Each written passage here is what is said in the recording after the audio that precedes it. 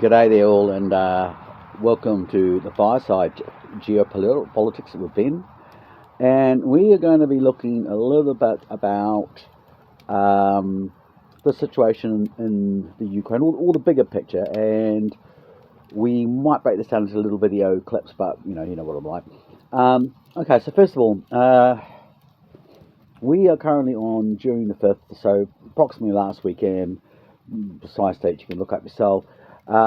Basically, Operation Spiderweb was launched after 18 months planning, and the first thing we need to know about is when you look at the name of Spiderweb is that this isn't referring to just the bombing attack. The Spiderweb itself is referring to a form of asymmetrical warfare. And actually, the name of the Spiderweb is actually quite disturbing too, because again, when you look at the original neo-Nazi organisation, that was, there were many names for it, but one of them was Odessa, but it was also known as Spiderweb. So again, that whole issue about the Ukrainians keep, trying to turn around and we've got people that are supposedly meant to be opposed to neo-Nazis, okay with the fact that this army in Europe is using neo-Nazis, and it's not the first time that this has actually taken place. When you go back and look at the article I wrote for Nexus magazine in 1995 December, which is called A State of Terror. Excuse me just one second.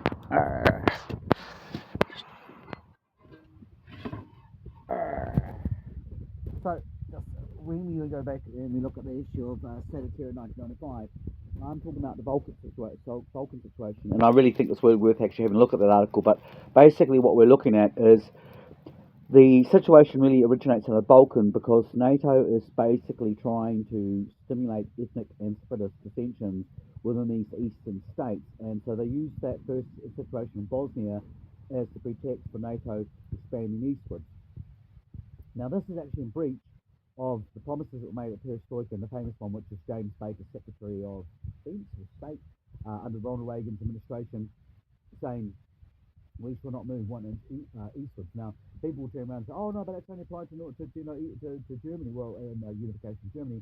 No, the whole idea was that if the Soviet Union relinquished the control over East Germany and West Germany was unified in response, the idea said, "You don't need to worry about us because we're not going to affect you. We can all hold hands and things truly are." Of course, the other thing that's going on about 1992 is that you've got the White House Revolution, which the Reagan-Thatcher government then turned around and used as a position when Gorbachev was vulnerable to basically say, well, if you don't do what we want, we're not going to come to your aid. But so if you want our help, then our money and our loans to stabilise the situation in the situation where the ruble was basically worth nothing to food, not on the shelves, which again, in hindsight now looks actually quite engineered, but if we just accept it for what it was, the point was they really didn't have any choice. They had to turn around and actually open the legs wide to all of the free market reforms, which, we're there today is that, I've been quoting the figure 79% in past about relation to control of arable land. Not strictly speaking true. What's really the more closer accurate figure is it's 9 million acres or hectares of prime arable land controlled basically large corporations, which interesting enough, one of the largest of them is China, and the next 9 are subsidiaries of the usual BlackRock, Vanguard, the same countries that actually have a very cozy relationship with China. And again, you release back to that kind of statement made by Klaus Schwab, who I said, many people did, but we were saying again, like, well, this guy's not what you think he is. He's actually a righty, and now it's actually coming out that he actually is a bit of a nepotistic person, and so, the truth will out eventually. But in the meantime, we're also dealing with massive CNN effect where the media is, it's actually quite scary because they're quoting each other without doing any real fact checking. And then we go on about misinformation and stuff like that. They're actually some of the worst defenders of this because they just take the press releases that are issued to them and just believe in the gullibility, which leads us back to the drone attack. So the drone attack, now I'll start off by quantifying in the interest of disclosure. So I was looking at a subtext source, and I think the subtext source actually is very, very pro-Russian and potentially probably even Russia's back. But he was giving some very good statistics and photographs from open sources from China, and he was saying basically that out of these 45 planes that they made out with these, struck down They actually back no, it was way less than that, and he basically argued that there was pretty much like 10 planes damaged and of unknown nature and 4 destroyed, and but this media 45, 45, 45, and then people like military.com and some little technically knowledgeable. These are, and to be and to their credit, because they've actually done very good. They've still got that slight bias. I mean, we all got bias, but they've gone to present technical facts, and it's emerged that actually out of these 45 airplanes, there's actually now turns out that actually there's maximally, and we're being generous here, 15 of a known status, not all destroyed, but have been hurt. And I would say, from my figures, I'd say that minimally you're looking at 8 planes damaged, between 8 and 10 planes damaged, and 13, correction, between 8 and 10 planes are destroyed, with about 3 planes that are basically damaged. One of those planes was an Aircraft cargo plane, which is like diamond does, it's not a big deal. There were some AWAC, the Russian call them AWAC 50s, which is, they don't have a lot of those. So that is probably, of all the things that was destroyed, probably the most significant was their AWAC aircraft, which is basically advanced warning flying in the air. You see in the movies the big domes on the head. So one of those apparently got destroyed. That is a significant target, because they are expensive, and there are not many of them. The rest, however, will say like, oh, a third of the Russian Air Force is destroyed. Well, no, not really, because there's 160 knowing bombers, and we'll break this down too. The first issue you have is got how many of them were actually operational fit. Now, people like make armchair people turn around like to say, oh well, actually, say in front of his armchair by the fire. People like to make out like that they, oh yeah, the Russian fleet, it's all it's all crap and rah rah rah. And I have had some very interesting arguments with people who make out that they're actually ex-military, Navy SEALs, and so when you kind of get down to the bottom of it, it turns out they were dishwashers and cooks, and really don't really know anything about it other than what they paid for on duty when they live up their little fantasies. But the reality was that yes, they probably were not all operational, but that's true of any army. So take that into the balance equation. There's also the other factor was that the purpose of those planes being there was they were part of the SALT agreement. That's a peace treaty deal that was signed way back in the 1990s, when James Baker was saying, no, the Russians won't go eastward even much further than won't go eastward, period, not 1 inch. So pretty much there's a lot of evidence pointing to the fact that the Ukrainians were given that information by NATO allies and MI6, and we actually seen that England's really kind of crossing the threshold of Starmate. And this idea that these drones were no, because again you look at the signals on them, they were clearly operating on existing networks. And my speculation is that what they would have been doing is running off the back of satellites that were probably one of the embassies, either an American embassy, probably not because we know the current. Well, not necessarily, but it either would have been an American embassy or the British embassy, and they hide it amongst that kind of that legitimate signal, and you don't really see it until you go back and you have a look. You do your signal intelligence forensics, and at that point it's going to leave some very, very clear, because this stuff has all been monitored, like the Wahotsu, and that's probably going to be dragged out at some point and used to basically punish the English and the wider NATO. Now, at the current point, and I don't claim to say I'm regular contact with Vladimir Putin, it appears to me that he is kind of like utilising lower outer ring people to make claims that we're going to strike you with nuclear weapons and blah blah. That's pretty much a saber rattling, but it also gives them an opportunity to kind of stir things up and get people thinking about, well, do we really want to go to nuclear war, poke the bear? But the reality is that it will be when it goes to the negotiating table, and then that attack, because it was an attack on these were stationary aircraft, they were there as part of a treaty arrangement. They were out in the open, not shielded, because they had to be observable. And that was agreement, and that'll be dragged against them when it goes to the negotiation table, and that'll provide a very large coin for the Russian negotiators. So again, pretty stupid thing to do.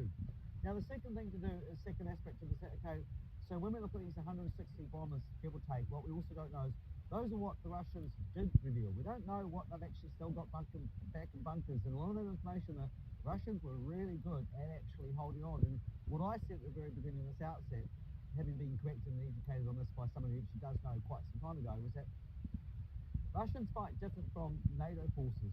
They generally try to just use up their shitty units to begin with, send in the green units, and then from that they utilize that, they learn the strategies and adapt to them accordingly. And of course the ones that survive that situation are much more hardened and much more experienced, and then they kind of get absorbed into what we call, for want of a better word, the alpha units. And now these alpha units, generally speaking, have a much better equipped, far better trained, and even at the worst period of the Soviet Union period, or the Federation of Russia, the alpha units have always maintained a very I wouldn't want to go up against these units. They are hardcore, and the reality is that even now Russia hasn't really played its big cards at this stage, because it realizes it could be going into anything escalating, so it doesn't want to use up all its toys and then go up against NATO that's fresh in the fight and got all the kit. It wants to actually have its good material and its seasoned troops who will be getting out there amongst it and get that training up. But so they've done 160 planes, and they've managed to get less than 10%, basically figure between 4 to 8%. So it's not really, considering that it took 18 months of planning. Now the strategy they're utilising is also called stay behind. Again, goes back to the whole issue that the Gladio networks, which is the parent unit for stay behind units that were formed by NATO in the 1950s, branch out of Italy, it's Propaganda Duo, branches off of in Spain it's GAL. It used to be in France, OIS, Belgium, it was the Circle. So they all have these, there was one in the Norwegian, that the guy that did the shooting, big shoot up, he was, whether it was legit or it was just a wannabe imitator, but he had the Norwegian Gladio. So each of these, what sometimes are referred to as the NATO B units, which again, they are based in the recruitment of former neo-Nazis, Gestapo, fascist agents in the 50s and the 60s, all of Germany's top intelligence people, all ex-Nazis, even to this day, like all these guys like Thyssen's. So these are companies that they flipped at the end of the war. They knew things were losing, so they ran off and put their assets and major things in Switzerland, and then reinvented themselves as being like Western, but they're really underneath it all, they're that same German military-industrial complex. So these guys have, carrying out the stay-behind tactic, which is probably, you guys will know, if you watch that whole kind of, rogue SAS, and it's got this, pattern name, it's all action commando stuff, that's what the SAS were doing, during Tobruk, use these guys to get behind the enemy lines and wreak havoc. This is what the benefits of 18 months of stay-behind tactics from the Ukrainians have, and again, using symbolism, which very, very much, if you are supposedly a liberal, you should be really concerned about this. You shouldn't just be going, oh, no, we won't look that way, we'll ignore that, because that ruins our pretty little picture. But they took 18 months to plan, and they've hit so far, the results in the initial part of execution, to be fair to them, has been basically 4 to 6% of the Russian bomber fleet. A couple of bridges, which again are not that big a deal, because one of those bridges already got knocked out, and we saw the speed which actually got built. Plus there are airborne paratroopers, all that kind of stuff. So it's, and meanwhile, and the end result is that, having done all that stuff, the Ukrainian line is still buckling. They have the desertion rate at the moment by Western figures, and these are very inflated figures, so take this with a pinch of salt, is it's 46,000 deserters, and for the Russians, which I think is probably closer down to probably about high 30s. The Russians are saying it's 60,000. You can guarantee that they will be inflating their figures as well. The conservative European figures for desertion and Ukrainian figures, not off the top of my head, but I know it exceeds 100,000 and maybe as far as 200,000. The population basis, that is a shocking desertion rate. And likewise, made up today that again, they've got collective figures, 1.4 million Russian troops have died in this particular conflict, which frankly, I don't care whose side you got. Any soldier dying sucks. Any one of these people has, we forget. This is not a video game. These people have parents. They've got girlfriends, boyfriends, wives, husbands. It's just an needless waste of time. Which again, Boris Johnson hadn't sabotaged the peace deal in 2022, we wouldn't have lost these millions on both sides. And he, of course, went off to work for a military-industrial complex that is making a lot of money. The longer this war goes on, the more money they actually make.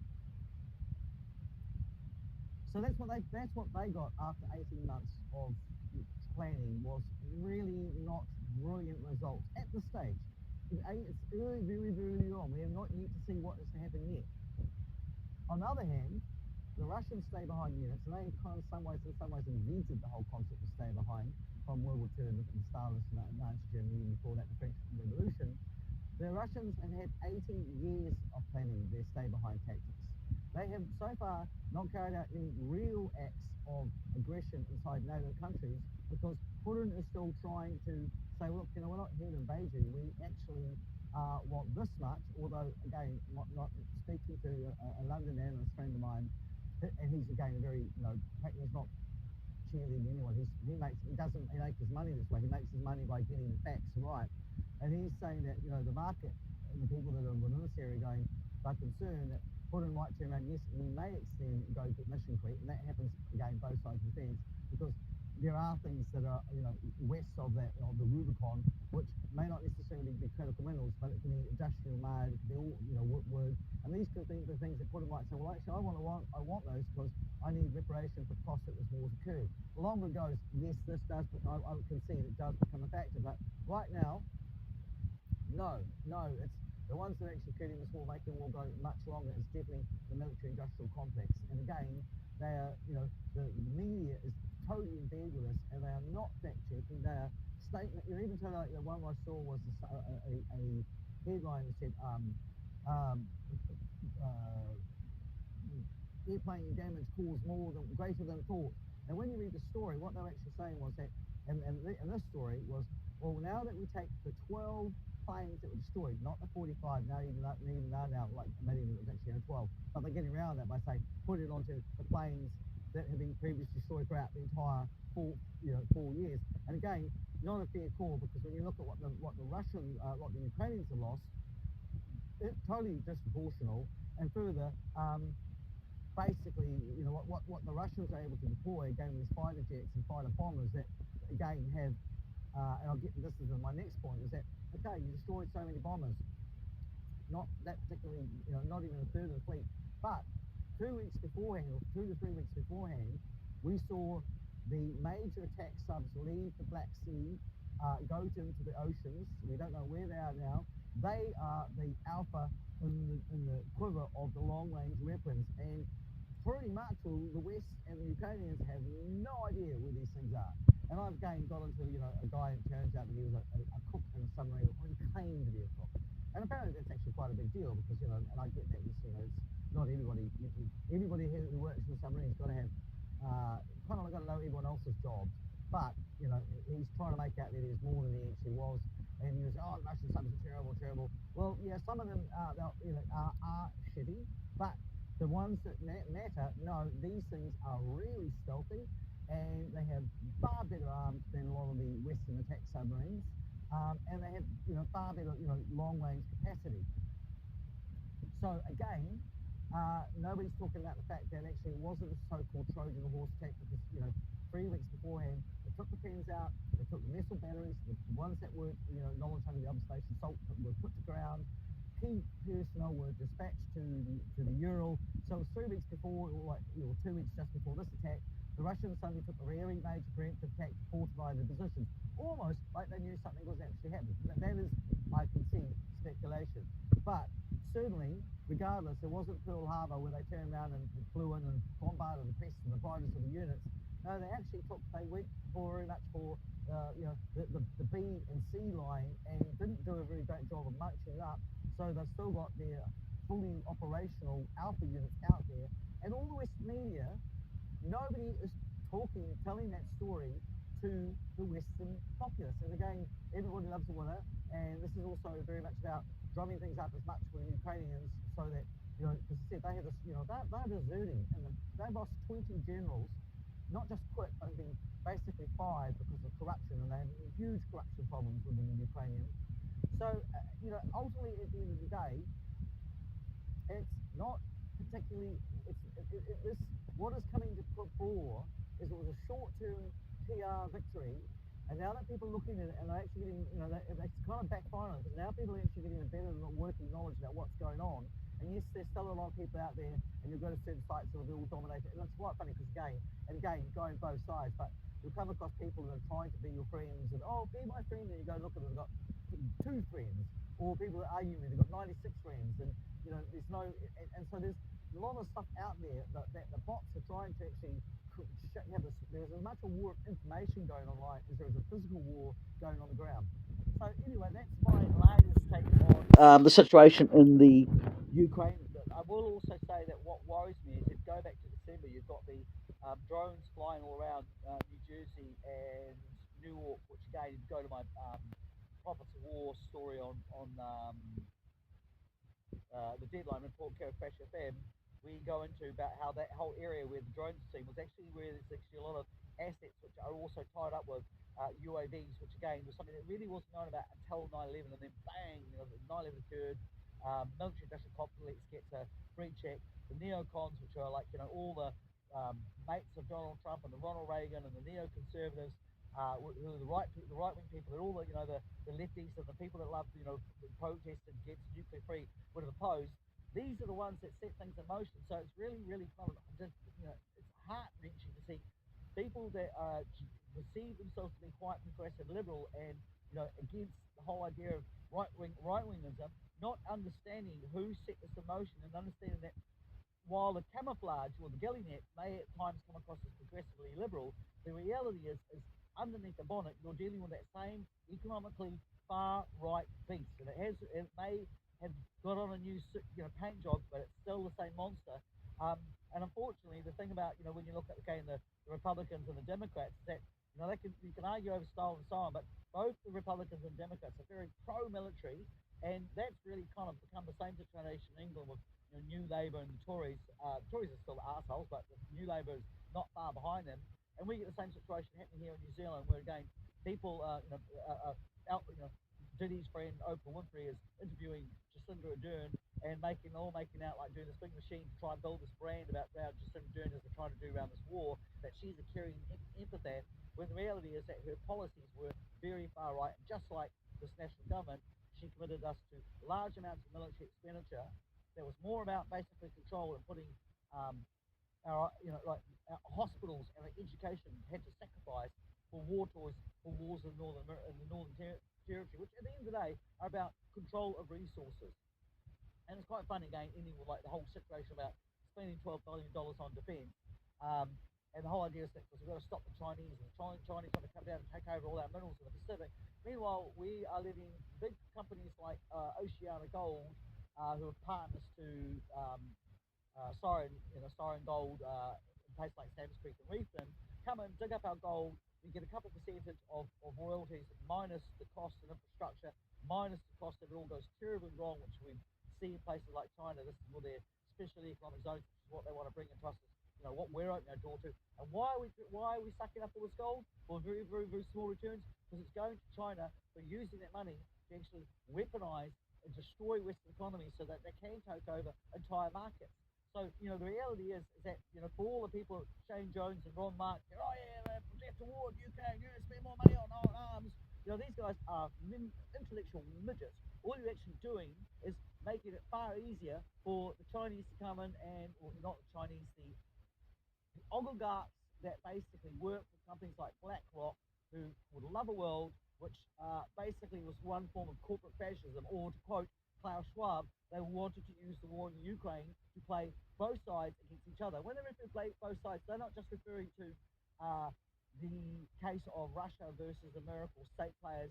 They're also as much talking about the left and the right. So it's a pinball, and again, by using things like Palantir, military tools developed for this military industrial war about mining and stuff. They are using the situation to tilt us so that each time we change government here in New Zealand, we get a national, they attack the townies. We get a Labour, they attack the rural. Meanwhile, they keep bringing in rules which strip us of our civil liberties, strip us of our ability to have an independent media, while we actually are placed under increasingly levels of control and social engineering, which benefits nobody. So that's my take at the moment on the situation in the drone strike. It was very much like The operation conducted by the RAF, the Vulcan bombers, in 1982, the Falklands, where they made it the big raid on the support standing, was absolutely amazing. When in reality, most of the bombs actually missed the runway, and the runway was operational right until the very last day of the war in the Falklands. But massive amounts of money got spent on these toys, while the NHS got stripped, and while basically, you end up with border patrol policy. So we end up with not bringing in immigrants to the country that are worthwhile and build up the country and create infrastructure and make the place a better caring place and respectful for the story. It's bringing people that are socially, economically disadvantaged. They're only here to make a buck. They don't know the history of the area, and they will go along. They will go along and be willingly, easily control people to the detriment of not just the indigenous people and existing car cows in here in New Zealand, but to themselves as well. We do need immigrants because ironically they are part of our national security, but we also need to make sure we are building infrastructure so that actually we can cope for these tough things that come along, whether they are wars or natural events. And unfortunately, what we get is we get crises turned into opportunities for people at the top to get the people at the bottom fighting amongst each other and fighting over a few scraps while they get the entire cake.